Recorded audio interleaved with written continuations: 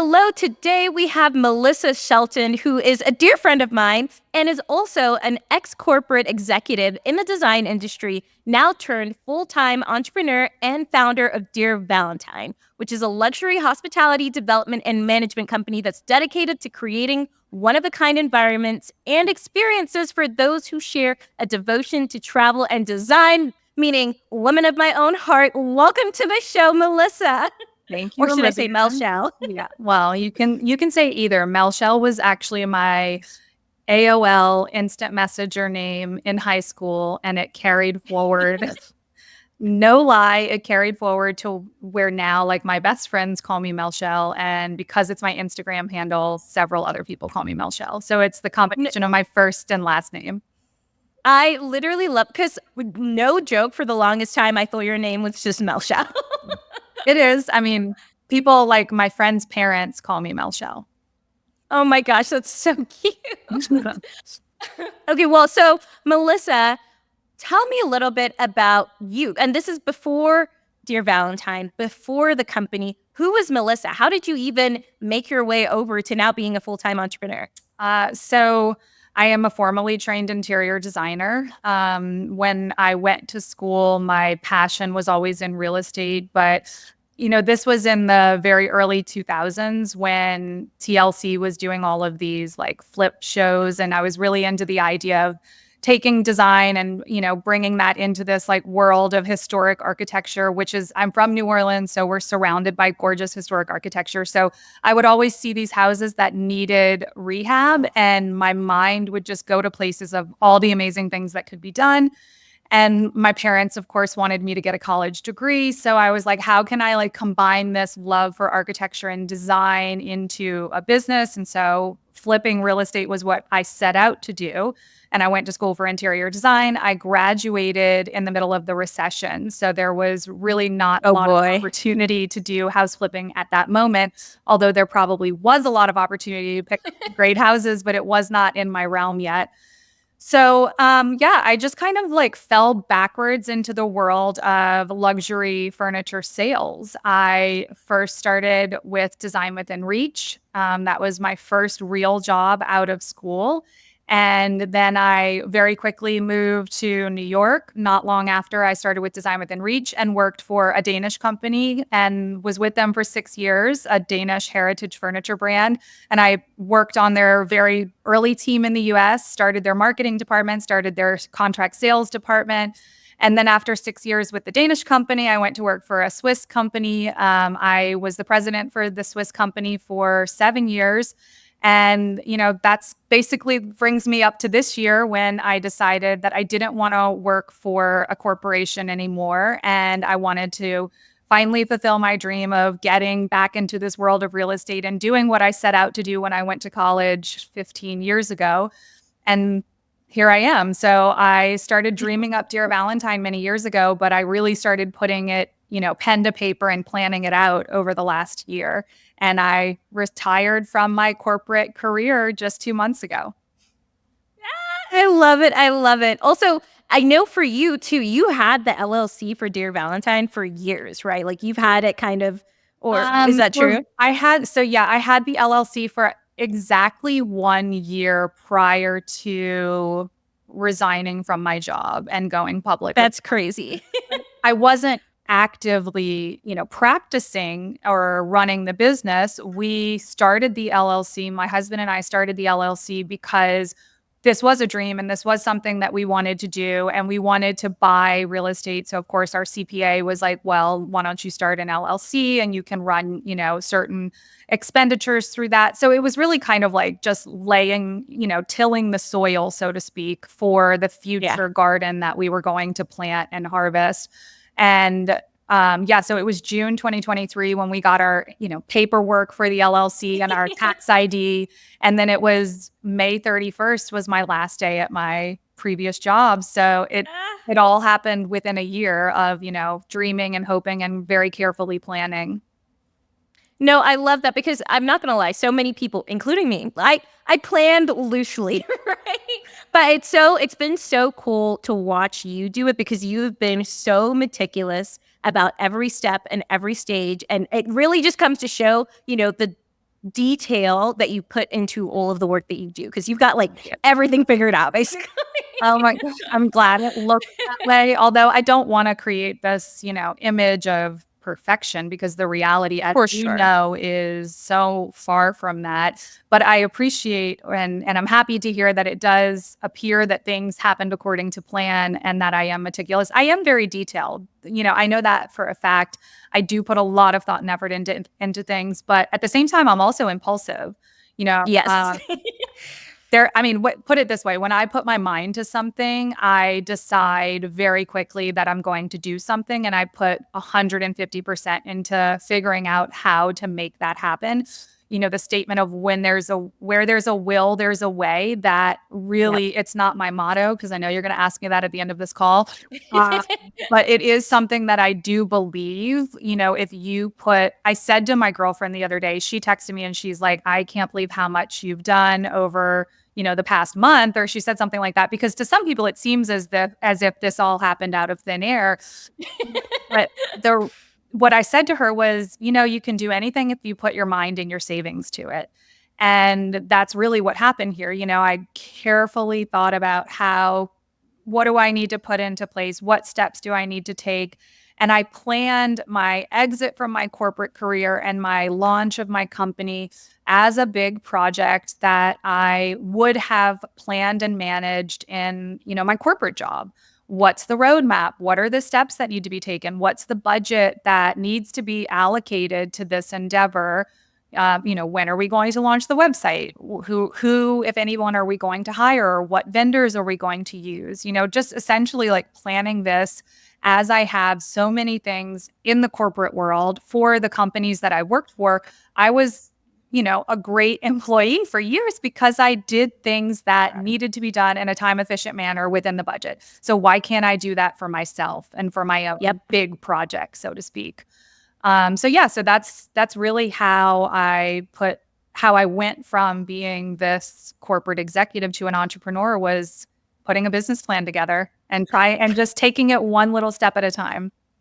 No, I absolutely love this too, because I think a lot of the time when people, they want to go into entrepreneurship and they're like, oh, I just wasted all the last few years in corporate or whatever. And that's just so not true, because if you had started this company 5-10 years ago, you would not be going into it with that same like level of detail and understanding of the things that you need and the partnerships that you need to have made. So you have been able to really kind of curate this, and you've positioned yourself to be as successful as you possibly can, right? Because you're taking all the things that you learned during your time in corporate America as the president, all of these things, and that's gonna help launch you even further, Yeah, and thank you for bringing up that point, because that was an eye-opening moment for me when I realized that. And I think it probably came at one point listening to Bigger Pockets podcast. I think it was David Green.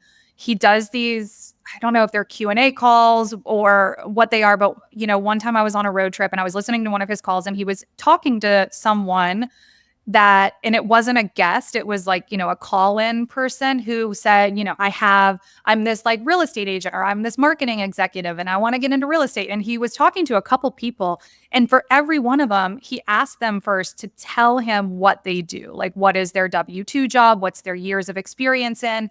And then after they talked about themselves for a second, he cherry-picked out of their resume what they're good at. He says, well, it sounds like you're really good at sales, or it sounds like you're really good at marketing. It sounds like you've been doing digital marketing strategy for this company for 10 years.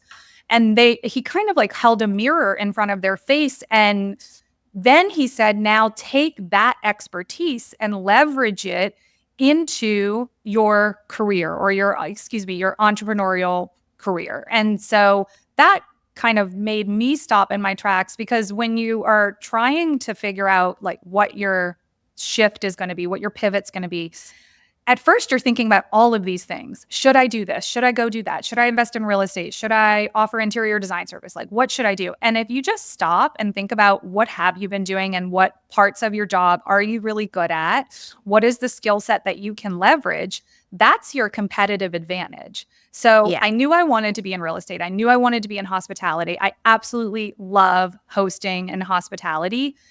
But I also am so good at marketing and I'm so good at strategic partnerships. And that's what I've done for so many years in the corporate world. So I layered that in because I was Yeah. like, well, this is my unique, this is my unique service. This is my competitive advantage in this industry. And so having the ability to tell myself it's okay to leverage what you're already good at, right? You don't have Yeah. to start from square one when you start your new company. You can leverage the skill set that you have acquired in corporate America or in the corporate luxury world for the last 10 plus years. You can leverage that and bring that into your new career.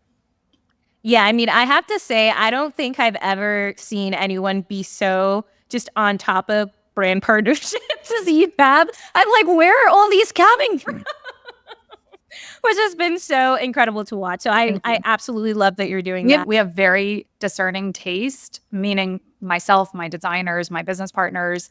And so, in order to have the ability to give our future guests the experience that we want to bring in very high end, very high quality brand partners, the fixtures and the textiles and the furniture, everything that goes into the spaces that we're designing is from a brand that we think is timeless, has a good ethos and has a responsibility for what they're, building. They know it's going to last for a long time. They're visionary in one way or another. Either they've created a product that didn't exist before that the market really needed, or it's just something that is so pleasing to the eye that the world really needed it anyway. So like having these partners makes each of the spaces an experience that hopefully cannot be found anywhere else. And Yeah. really, what we did is we went to, first of all, we were already fans. So we say these are, brands we love anyway. It's a brand that we have just admired for so long or used in other residential projects. And so we just went to them and said, we're so passionate about this, right? Like we're creating these environments that we would want to stay in, these hospitality spaces, and we want you to be a part of it. Is that something that you're interested in? And of course, we had some people say no, whether it's budget or for whatever reason it wasn't aligned with them, or they had, short resources, so they couldn't dedicate any time to or staff time to figuring out how to do this partnership. But I would say the majority that were well aligned with us, they had the same passionate response about the Yeah. concept. They Yeah. knew that it was a space that either themselves or their customers would want to experience. And so hopefully it does turn into a really great moment of discovery for people to discover brands that they otherwise would not have the opportunity to experience in person. I love that. I love that. And I know we're going to dig in more into Dear Valentine and exactly what that is. But first, you were the president of a company before. That sounds really hard to leave, right?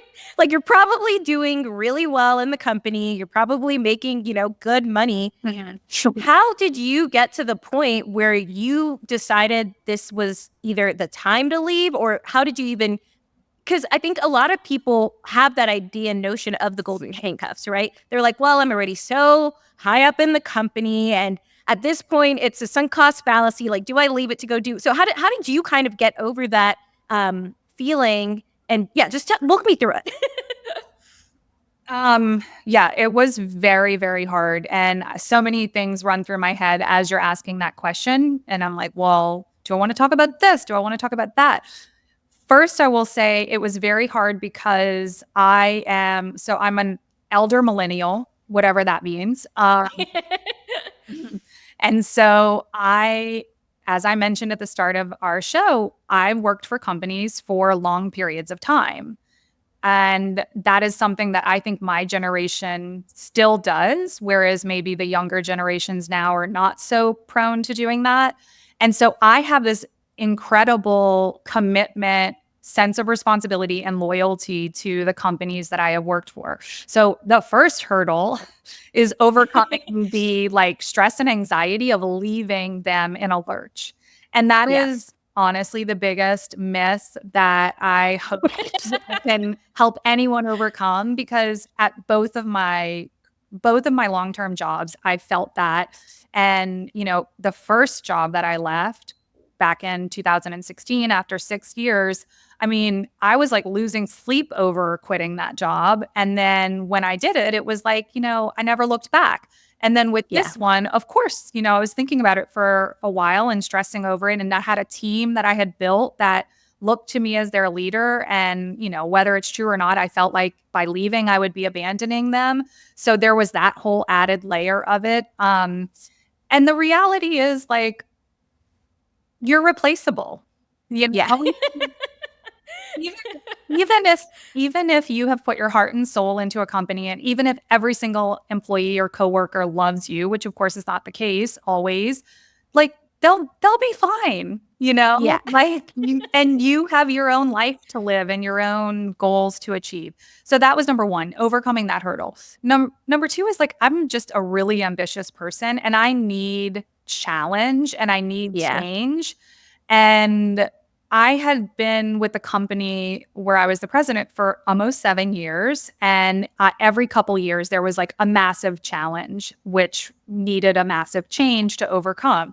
So, one of those was COVID. Another one was, I was relocated to Los Angeles to work on the Los Angeles and West Coast market and reestablish a team there and reestablish a showroom there.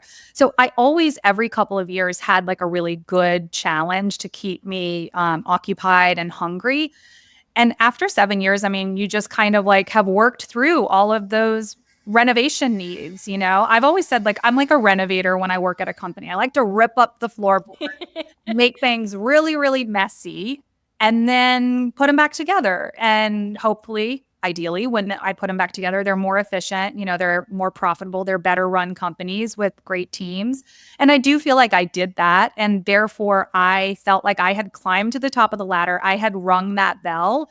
And I didn't want to just sit at the top and gloat, like I would get bored. I needed a new challenge. So even though I was, making a very good salary and very comfortable and had figured out how to do that job, being on autopilot was not at all exciting for me. And Yeah. I know people have said this before, and I'll say it because it really is true. When you look around at the people who might be above you, if you don't want to do their job, then it's time for you. It's time for you to leave.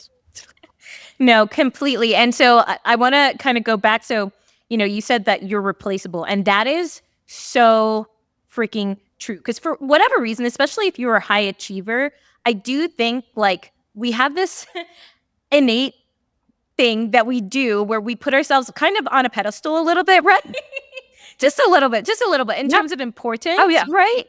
And it's funny because I still actually meet with one of my old bosses at Chevron because I used to work there. And we literally had a call yesterday morning. And now it's so funny because he's retiring in a couple of years and we just chit-chat about life and travels and all of that stuff. But I ask him, how's everything going at the company? He's like, oh, same old, same old. It's like, yeah, they're going to replace you. They're going to keep chugging along regardless of whether you are there or not. It does not matter.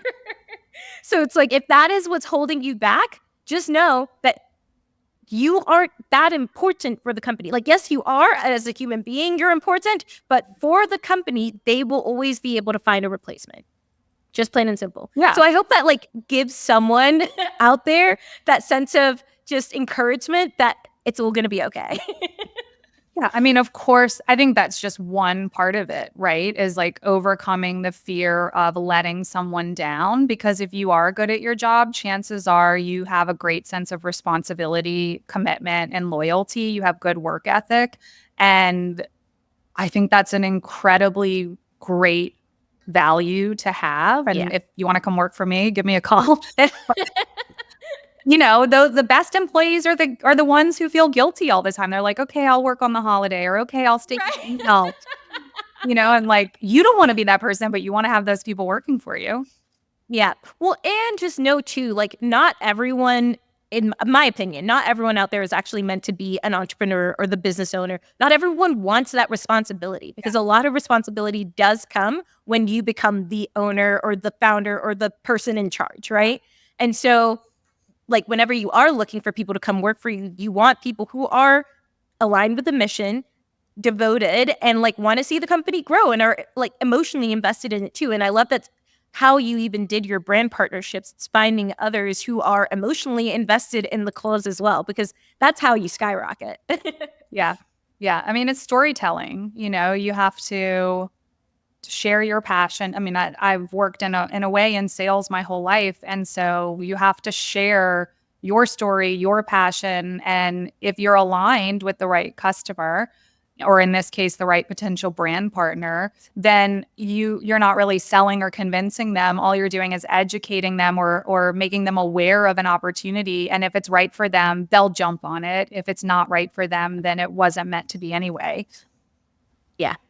I love that. Okay, so now tell me a little bit more about Dear Valentine and what you're really creating in New Orleans. So, Dear Valentine is my love letter to travel and design. For years, I traveled and stayed in everything from really awesome hotels when I was, traveling personally, or really not awesome hotels when I was traveling sometimes for work. But short-term rentals was always one of those things that I felt like was really lacking in the design category. I know Airbnb has now created a design category, and you and I have laughed about some of it before because sometimes there's not exactly good design in that design category. And I just felt like there was a real gap in the market for experiences and environments that introduce guests to new design. Maybe it's vintage pieces, maybe it's a brand that they've never experienced that they've wanted to experience. But the whole point is really it's like the art of discovery. It's coming into an environment and flipping over the plate because you think the plate is really awesome, and you find out that the plate is by this great company and it's made locally, and you want to have that plate for yourself. So having that connection between the design and the experience is really important. And also we're providing any of our guests who come, they also get the story behind the property. Usually it's a historic property that we have restored. So telling the story behind the property, behind the restoration of the property, who the designers and architect are, what went into that. And then, what are the colors that are on the wall? Like all of these details for me as a designer or just like a design junkie, when I stay in a place and I love the design, I want to know all of those details. Oh, yeah. So, Oh, yeah. I mean, I'm my client, right? So I am my guest avatar in a way. And then there's the brand side. So that's all about the guest experience. Then there's the brand side. Of course, I came from 15 years in the corporate world on the brand side. So having that understanding of what a brand is looking for in new ways of marketing and customer acquisition. So in the past, showrooms were a very important element to exposing yourself to a new customer, or maybe a trade show was.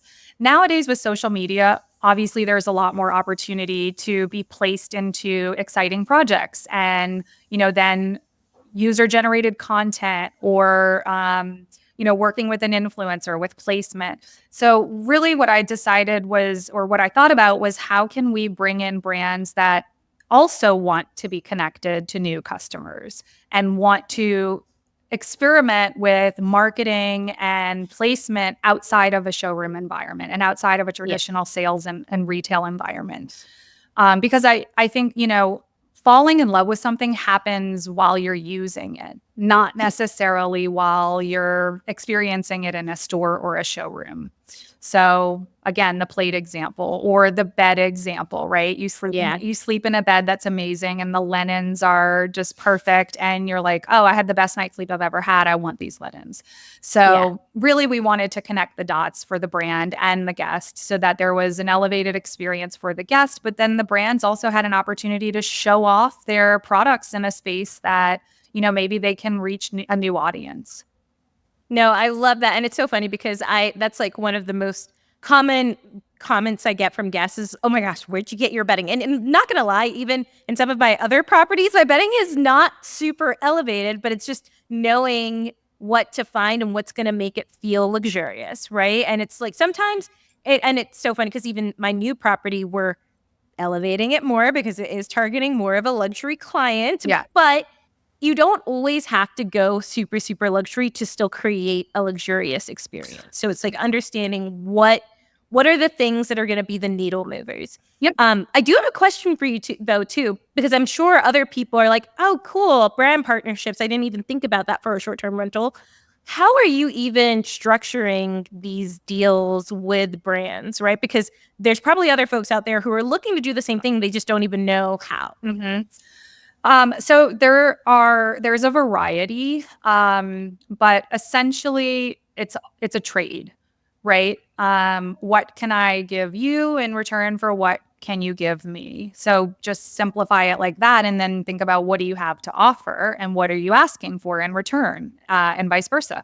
So we wanted either heavily discounted products or donated products. And in return, we were willing to give high resolution photography. Well, first of all, I will say that our designers who are working on the project are amazing, and they style and our creative team photographs all of the projects. So the photography is amazing, and it's really like a very valuable asset. So for some brands, they don't have, a photo opportunity for every product that they have. Like if you go onto one of our partners is a tile company. If you go onto their website, they have individual product shots of the tile. But have you ever purchased tile for your home? You want to see it installed. So in order to get all of these installation photos, the tile companies will either do mock-up installations, which of course, they don't have endless environments to mock up the tile, or they will buy that photography from other designers or other projects and photographers who have interior shots. So basically, I know that that's a valuable asset from being on the brand side. I know that the brand typically will need a lot of photography to be able to showcase their products on their website or on their social media. So I went to them and said, number one, we can give you photography for your product in these amazing, well-designed environments, and the photography will be styled by our amazing designers and creative team. And that was, something that was really appealing to a lot of the brands. And then other brands, maybe that's not so appealing, but they love the idea and they love the opportunity to connect with new customers. And they also want the opportunity for sales. So for them, and everybody's different, right? If they have a direct-to-consumer website, meaning like an e-commerce website where a customer can just click on a link and go straight to their website product page and then actually have like a purchase experience, then for them, it might be more valuable that we are listing them on the product directory, the design directory for the property. So when a guest checks in, they get, in addition to like a welcome guide, they get a complete digital ebook of all of the design elements. Ooh, I love that. That's smart. So for example, Benjamin Moore is one of our Pete partners, and the color palette that went into this project is amazing. I don't even know how many colors, but there's a lot. Oh my gosh. Just today I was on site at one of our projects, and the company who made our beds was there installing one of the beds, and he asked me, what's that color on the exterior door? So it's like, you want to know what color it is. So you have this design guide, and Benjamin Moore, for example, is a very consumer-focused brand. So they have a product page for each of their colors in their portfolio.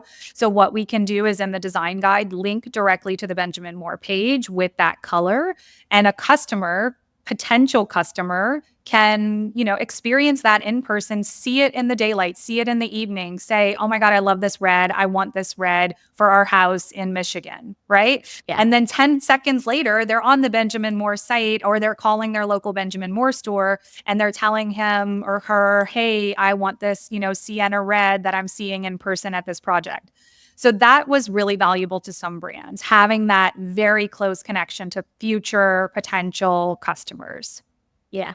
No, I think that's huge. And I love that you're documenting the journey of picking out different things, because there'll be things that you post. I'm like, oh, where'd you get that?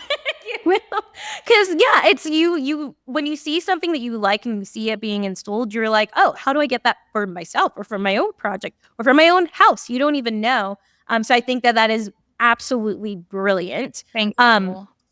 Another question I have, because a lot of people want to, renovate's the wrong word, it's restore historic homes.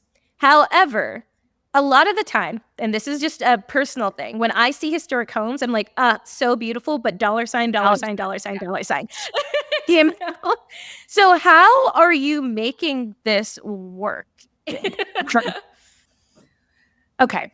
So we'll have to do another episode on this with my specialist, because there is an amazing program that the federal government offers for historic preservation, and the local state also offers it too. But depending on what state you're in, you need to Google it and see what the offer is and if it, what the qualifying requirements are. Louisiana, for example, offers 25%, and the federal government offers 20% in return as a tax credit of your qualifying expenses, your qualifying expenses. That's huge. 25%? Yeah, of course there's rules, a lot of them. So it's really important to work with a consultant who has experience doing this, and we can put that in the show notes. I have a consultant who I believe she does national consulting, so you can get in touch with her and ask her what, if anyone listening to the show wants to know if they have this program in their state. But basically, you have to spend a certain amount on the renovation. And once you hit that threshold, then you have to submit your design plans. You have to follow certain parameters based on the historic property. For example, if it was designed in 1890s and it's a Victorian property, then the Historic Commission is going to say, well, it would not have had this, so you can't put that in. Or in that day and age, for example, on our Victorian property, anything in the front, like facing the street, would have been more ornate than something in the back, like in the more kitchen service area. So in the front, we can do turned balusters, meaning like the balusters, the spindles of the balustrade can be turned and decorative.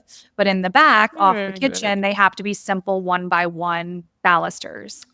So like that is so random. I know. So those are some of the details that you have to be aware of, but that is an incredible financial benefit if you can, work with those parameters and you can meet the requirements. They do have to do an approval of your designs, and you have to take photographs. Like, there is a process, and of course there's a little fee associated with it. But if you can meet all of those requirements, getting 40 to 45% back as a tax credit is an incredible incentive for the cost of the project. Yeah. Well, and it really incentivizes people to do that restoration, right? Because something that, especially here in Denver, this is a huge issue, is that people will go in and they will strip all of the character from the property, right? And it's like there's still so much beauty in what was done in the past and that restoration part of it. And I know there are so many people out there who want to restore homes. It's just like they don't see the numbers making sense, but it's getting yourself around the right people and having the right consultants that can help you make it work financially, basically. Yeah. I mean, don't get me wrong. It does cost more money to do a historic renovation than a new build. But there hopefully are enough people out there that value the history and the quality of a historic property, because you cannot build it like it was built before. Like 12-inch baseboards, solid wood construction. Like, these things are just so plaster medallions. Like, these things are so hard to come by now. And I hope that more people do it, because it will keep the craftsmen and tradesmen in business, the ones who also do this kind of work. We work with an amazing millwork company here in New Orleans who also does work outside of Louisiana. They're called Toulouse Street Millwork, and they specialize in historic property details like balusters and all of the, trim and molding and custom pieces and cabinetry. And having a partner like that is so important as well, because you don't want to just slap on contractor grade finishes into a historic property. Yeah. No, that is so true. So I guess, what was your real why when it came to building Dear Valentine the way that you're building it? Let's see. I want to create amazing environments and experiences that inspire people. I love a wow moment.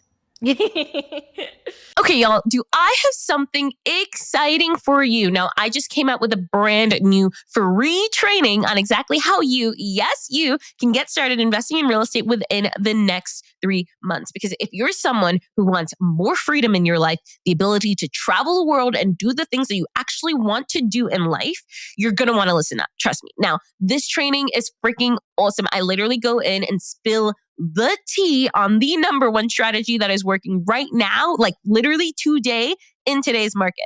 And I go over how to look at deals and make sure that they actually cash flow and how to set your properties up so that you can run them from anywhere in the world. Like I literally have managed my properties from over 6 different time zones. So if you are stuck in analysis paralysis, you don't know where to start when it comes to real estate investing, but you know that it's something that you want to do in the future, this training is going to be for you. So to check it out, click the link in the show notes or DM me the word hack, like HACK on Instagram, and I will send you the link. Now let's dive back into the show. I love it too, because your light fixture that's in your living room, that's ginormous. I am obsessed with it. I think it's fabulous.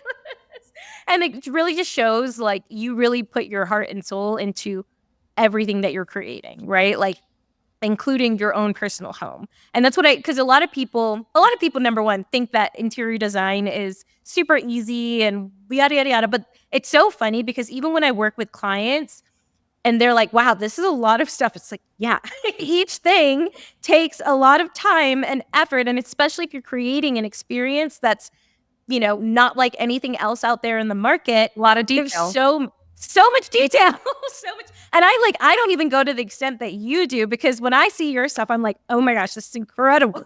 Well, I think this is a perfect moment to shout out our designers who we're working with, Logan Killen Interiors. They are old friends of mine, Jensen Killen and Katie Logan LeBlanc. We all went to design school together, and Logan Killen Interiors is based here in New Orleans, and they do projects nationally, but they are really amazing designers, and I give them all the credit. All of the paint colors, all of the furniture, all of the details.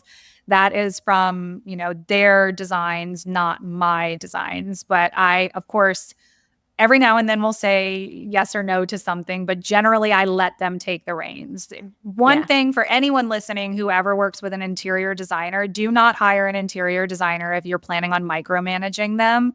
That is the worst thing for your project. It is the worst thing for your mental health and for your relationship with that designer. Hire a designer that you like their style and then trust them.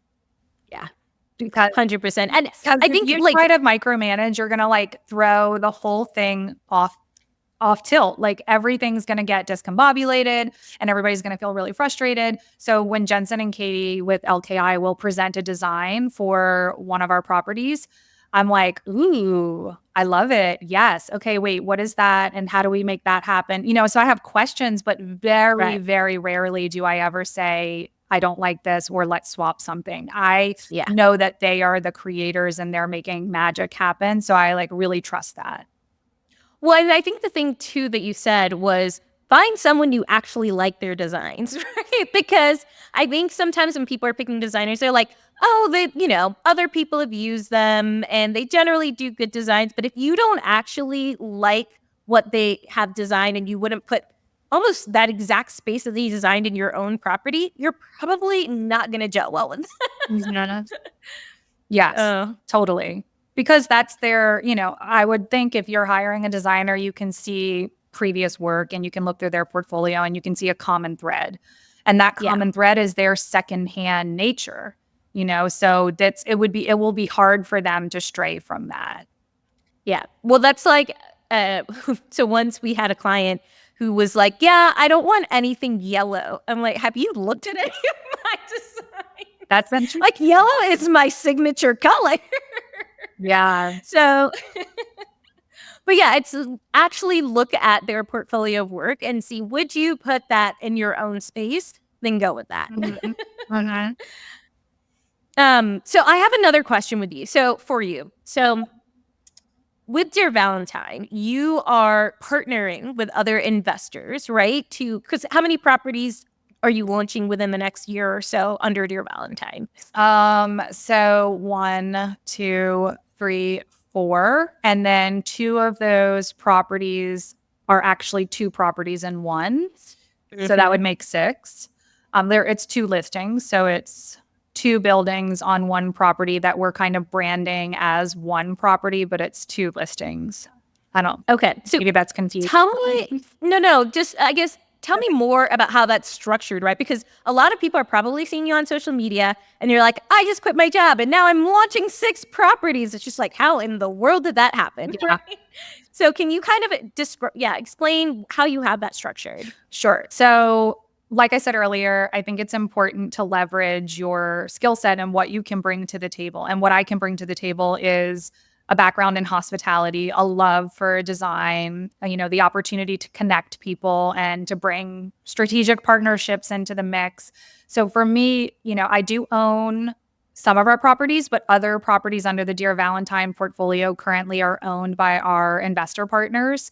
And really how it started was I was developing my own property and I started talking to some people about that property. I started talking to contractors and, design partners and brand partners.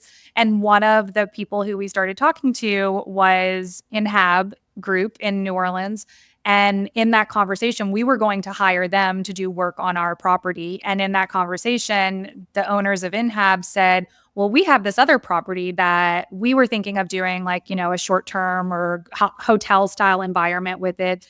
And maybe we can hire Dear Valentine to do it. So that snowballed. And, through networking and word of mouth, we have now added a new investor for a new property, which we have not revealed yet, but that one we're really excited about. It's an 18-room bed and breakfast boutique hotel here in New Orleans that we're working on.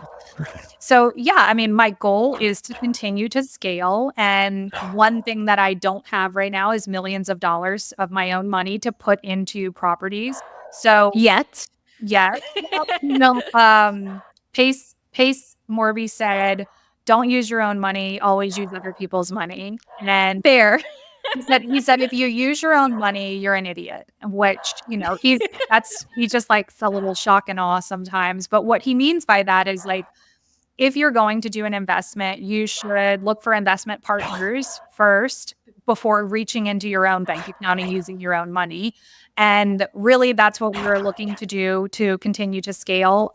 We're probably going to cap our properties in New Orleans after this one that we just added, and start looking for properties outside of New Orleans. Right now, I'm trying to find something in a beach environment. It's good to diversify. You don't want to have everything in one market, but I also don't want to be spread too thin that we can't leverage teams in certain markets. So I'm looking for something that's within driving distance from New Orleans along the Gulf Coast, because I'm based in New Orleans now. So I want to find something that's, an hour to 4 hours away. And that way we can develop something there. And I will start, now that we have the proof of concept and our first property launching, I think we have a very strong concept background now to go to investors and say, hey, this is what we've been doing. These are the partners that we've been able to source. This is what the buzz has been so far. And we are looking to do another property and start presenting deals to investors to get in on other properties. Yeah. And so I love too that you guys have really positioned yourselves as a luxury brand. And because of that, you will be able to charge a higher amount than most other regular short-term rentals.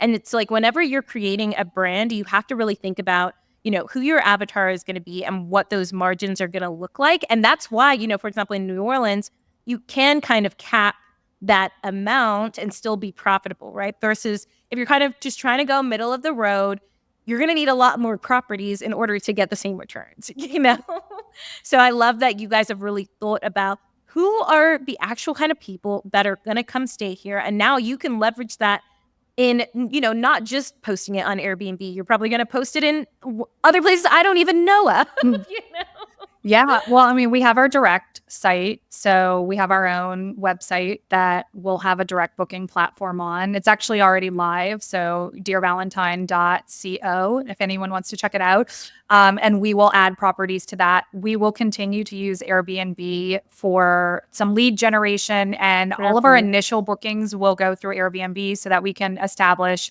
positive reviews and good credibility, because Airbnb is an amazing marketing platform. So we're, going to continue to leverage that and VRBO, but we will still have our own booking platform for people who are, return guests or savvy guests who don't want to book through Airbnb. And then also, I wanted to just say, for anyone who's listening, who's thinking about launching their own brand, whether it be in the short-term rental space or, in the luxury beauty space, think about the 5 Ps of marketing. For those of you who went to school in marketing or business, you've probably heard of this, and I'm not going to go into them. But price, like Olivia, like you just said, price is such an important, it's one of the Ps. And a customer's willingness to pay is what the price should be. Yeah. So, you might think, oh, this is worth $2,000 a night. Or you might think, I only need to bring in $200 a night to have a good margin. Well, your customer's willingness to pay is probably somewhere between there. And identifying what that customer is willing to pay is how you should set the price. Yeah. Also, so you don't have to go into it in depth. What are the other Ps? Because I did not go to school for marketing. Okay, so our product is ours: price, place, and people, which I mentioned, and then promotion. Oh, okay. I'm gonna keep those in mind. Yeah. Oh, okay. I like that. So I guess switching gears just a little bit here before we go into the final 3 interview questions. How has your life changed since you kind of left your corporate job behind? Well, within the same month of leaving my job, I also moved my family cross country from Los Angeles to New Orleans, because I just love to bite off, almost more than you can chew. Girl, me and you both, and it's a problem sometimes. Yeah. So I haven't had a dull moment. Okay. So one thing that I forgot to mention earlier is, if anyone is thinking about quitting their job or a company that they started, or they're training for a marathon and they have this sunk cost fallacy of like, well, I've already put in all this time and like, I don't know if I can quit now. Please go read the book Quit by Annie Duke. And I listened to the audiobook like within the last couple weeks when I was trying to make the decision about like for sure if I was going to leave my job. And it was so comforting and validating. So what I was going to say is, in that book, they talk a lot about how you have an identity that's attached to your job usually. And I was really afraid that leaving my job and leaving my career and making this huge pivot was going to like rock me to the core, because I was so attached to my identity that I had developed through the years of being an executive in the luxury design world. Like that was who I was. I was the president of this company, or I was the senior executive in the luxury design world. And I mean, it sounds so vain and stupid, but I just thought that that was such a big part of who I was and what my identity was. So I really thought I was going to go through a grieving period after leaving the company. And I am so happy to say that I haven't. Maybe, but then I didn't have all this stuff happening. So there's like a lot of stuff right now, and I'm on a high with the new company and moving and all of that. So maybe there's going to be this lull period where everything's going to just like settle, and I'm going to look around and go, oh my God, what just happened? But I actually don't think that's going to happen, because we have so many projects and so many conversations. Like I'm so incredibly busy with opportunities right now that I'm staying very high excitement and supercharged. So I really don't think there's going to be a come down period. I'm just going to keep cruising at, this altitude. And if you do ever see me like falling into a depression, please reach out and please reach out, because I might be having that come down moment. Yeah, my life has changed in a way that I haven't really fully experienced yet. I think this ability to control my own schedule is a skill set that I'm having to learn. It takes some time. Like, girl, yes, it takes. I remember when I first quit my job, everyone knows me. I'm an early bird. I'm a waker-upper at 5 or 6 in the morning. I go work out. I've got my routine. Suddenly, I had nowhere I needed to have to be at all. And I was waking up at 11 o'clock and staying up till 3. I was just like, what is happening? Literally, what is happening? And I've recently, even from a working out standpoint, before I was totally okay with like going and doing my own workouts at a gym. I kept motivated and I had to be somewhere at a specific time. I cannot do that anymore because my brain has so many things going on all the time. And when I get to the gym, I'm just automatically like, oh, I need to respond to this email. I need to go do this. I need to go do that. Versus, so now I'm a workout class girly. I'm a leave my phone in the locker so I don't have to think about it. And it's a scheduled time every single day. And it forces me to be up and create my own routine. Mm. And I personally had to create some of those boundaries. But I also love that I can go hiking on every Thursday if I want to, or every Wednesday if I want to. And it's figuring out what works for you. But I'm just going to tell everyone this. It's a transition. And it's so funny because I've talked to so many people. For some people, it takes them 6 months. For some people, it takes them a year. For some people, it takes them 3 months. For me personally, it took me about like 4 or 5 months to really start to figure it out. And honestly, it's not until now, like right now, that I'm like, oh, I got this. Yeah. I mean, I think life is all about seasons, and the transition from one thing to the other, that's its own little micro season. You know, so like I'm in this place right now that feels really good. I'm feeling, I'm super busy, but Olivia, I didn't have the same problem that you're talking about. I didn't Really? Yeah. I didn't like sleep in or stay up late. It's actually the opposite. I think I'm like, so if you are so used to being incredibly regimented and like being on Zoom calls all day or whatever, it's like I just kept doing that. And that's what I mean about like, wait a minute, it's the middle of the day. I don't have to do that. Okay.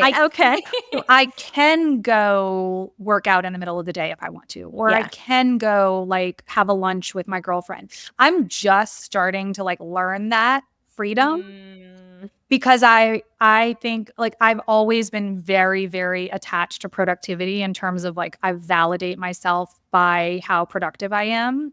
Yeah. And so I just immediately went, I kept trying to stay super busy and super productive, especially because I have so much going on. But like, it's not like I've like slept in and been like, oh, what am I going to do today? Like I haven't had that, moment of like unemployment, so to speak. That's so, yeah. And I guess it just kind of depends on like what you're doing right after you quit. Because I remember the first moment I quit, I was kind of the same where I just had a project happening right after that. So I rolled right into that. Mm-hmm. And it was when that project ended that I was like, oh. That was your come down. Yeah. That was your come down period. So that's, I don't know what we'll see. Check back in a month. Yeah, right. Oh my gosh, I literally, to reach out to me. I'm happy to chat about anything because been there, and it's just a weird place. I think for me too, it was weird because I quit my job and suddenly I had other entrepreneurial friends, but I was so used to everyone, the work culture always being, and everyone always being available when I'm also available, right? And so now I had all of this time where I was available and not many other people were available too. So I was just like, interesting. Now I just kind of have to fill those moments where I have this freedom with something, and I just don't really know what. And it's probably going to be something I either do by myself or I find people who are in the same place as me. And I think at the time I hadn't quite cultivated the people around me well enough yet. Right. Right. Yeah. No, I can totally see that. And similarly, like the weeks since I've quit, I was like in the middle of the day, I would be in the middle of doing something, like not at all, idle hands. And I would just stop what I was doing and realize, oh, like other people are at work right now. I mean, of course, I was doing something very productive. I might have been like out in my yard doing work on the rental property, or I was, running an errand, or I was on a call with a potential investor. Like I was doing stuff. It's not like I was like laying out by the pool. Although you could also be laying out by the pool. I have yet to lay out by a pool this summer. So, like that's what I mean. I'm not taking advantage of this freedom just yet. I'm still training myself how to be a more schedule-free person. I'm still working on that. Yeah, well, and it's also, you're going to figure out what works for you, because chances are you don't enjoy being fully schedule free, and it's more so having that flexibility for whenever you need it. Because I find for myself, I do enjoy a routine. Like, I love that I have my workout class every morning at 7 o'clock. I love that. But I also love that on Thursdays, I don't have any workout classes and I go hiking every Thursday, you know? Yeah, but that's still your routine. Exactly. Oh my gosh. Well, Melissa, now we are going to go into our 3 final interview questions. So, number 1, what does your ideal perfect day look like? Okay. So I would love to wake up in a sun-filled, beautiful, airy space and, be met by beautiful designs. I think like the space that I'm in is so important to my mental health, and sunshine is so important to my mental health. So I like waking up with the sun coming in. Although I do love a blackout shade experience, I also like the sun flooding into the room when I wake up.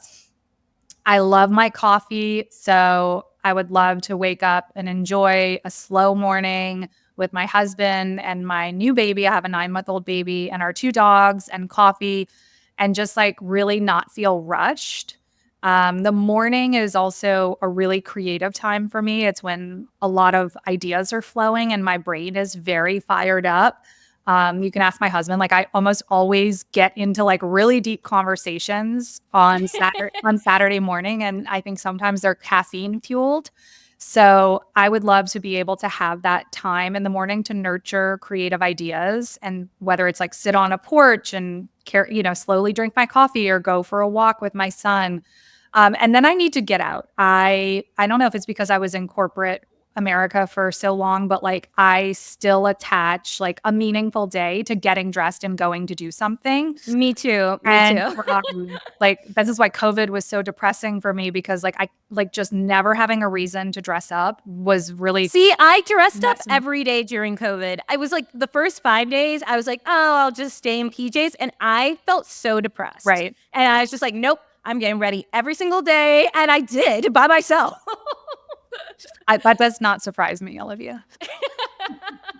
So yeah, I mean, getting up, getting out at that point, getting dressed, going on site visits. I like moving. I don't really ever want to just sit in front of a computer all day ever again. So I need to like be hands-on, moving things, unloading things, unpacking things, checking on a site. Like I love getting my hands dirty. I absolutely love physically working. And, whether it's like the other day I was hauling trash from our guests who had just checked out, and it's a new property and we didn't have the trash bins set up outside. So they needed to be like brought around to the dumpster. And like, I just went and picked up all the trash. And now in that moment I was like, is this what I quit my job to do? And then I was like, fuck yeah. Like I did do like, cause I just love working with my hands. So in that moment, I was super actually excited to do it. And then coming home after doing site visits and, visiting with guests or clients or whatever, coming home, spending time with my son and entertaining. I love the ritual of dinner. I love having friends over or taking friends out to eat. I really love a well-coursed meal. So with like a nice wine pairing. So having like a really awesome dinner with great wine. And then I like decompressing in front of the TV. I love watching TV in bed. So my perfect day would end with some bed snuggles and TV and, getting some good rest. I love that. Also, I'm the same with the needing to like get out and do something and use my hands. So like, for example, even right now, yes, I could hire people to come build all of my furniture. And do not get me wrong, there's some furniture I'm like, I'm not building that. But, it's kind of cathartic for me to sit. I like missed the act of building furniture and painting and all of that stuff because it lets that creativity flow as well. Totally. In one of our properties, it has 32 windows and 12-foot ceilings. And I installed every single curtain in that property. Oh my God. And of course, I love that. I would have paid a handyman to do it. Like there's absolutely no reason why I had to do it. but I can do it. So why not? Yes. You know, and I yes. love using tools. So I was just scaling the ladder and doing it myself. I love that. I love that. Okay, well, question number 2. What is your mantra? My mantra is you don't get what you don't ask for. That's really good. And you're really good at asking. So that's like, I loved seeing you at the short-term rental conference because you were on it. I was so impressed. Oh my gosh. Okay, and question number 3. What does wealth mean to you? Wealth. So I think there's 2 things, if that's okay. Can I have go 2 for it. things? Yes. So wealth is when you have freedom to experiment. I think like I have so many creative ideas and endeavors and places I want to travel and people I want to collaborate with. And I think if you have, the resources to do that, you can get super experimental and explore a lot of things. And so having that freedom and ability is to me like a wealth. The other thing is like harmony. I feel like wealth is like when everything is in harmony in your life, whether it's your finances, your relationship, where you live and the environment that you're in. Like you just moved to Denver and that's a really important environment for you to be in. I know how important it was for you to get back into that physical place. So having the right environment, the right finances, the right partner in your life, eating the right food, like if everything is in harmony and you just feel like this like beautiful existence where you just feel like you're floating. Yeah, it's like peace. Yeah. Yeah. When something's not in harmony, you can feel it, right? So 100%. For me, like being very wealthy would feel that like what I would have that harmonious feeling. I love that. Well, this has been so freaking wonderful. I'm so glad we finally gotten to kind of dig into your story and Dear Valentine, and I'm so excited to see how everything progresses. Where can people find you if they want to learn more? Maybe they want to book a stay at Dear Valentine or learn more about the experience that you're creating. What's the best way for them to reach out to you? Sure. So Dear Valentine's Instagram is dearvalentine.co. That is CO. That is also our website, www.dearvalentine.co. My Instagram is Melshel, MELSHEL. And those are the 2 avenues. Like, get in touch with me on one of those. I'd be very, very happy to host anyone who is a friend of Olivia's or a listener to her podcast. And actually, if you let me know that you heard this show, we will make sure to give you a little special treatment. We're all about the VIP experience at our listing. So just make sure you message me that if you are booking one of our listings. I love that. Thank you so much, Melshel, Melissa, all of the names. This has been so wonderful. Thank you, Olivia. And by the way, when am I going to interview you about your Denver house hack? Oh my goodness, I know. We'll have to figure that out offline. Next show. Oh my gosh. Okay, bye, girl. Bye, Olivia. Thank you.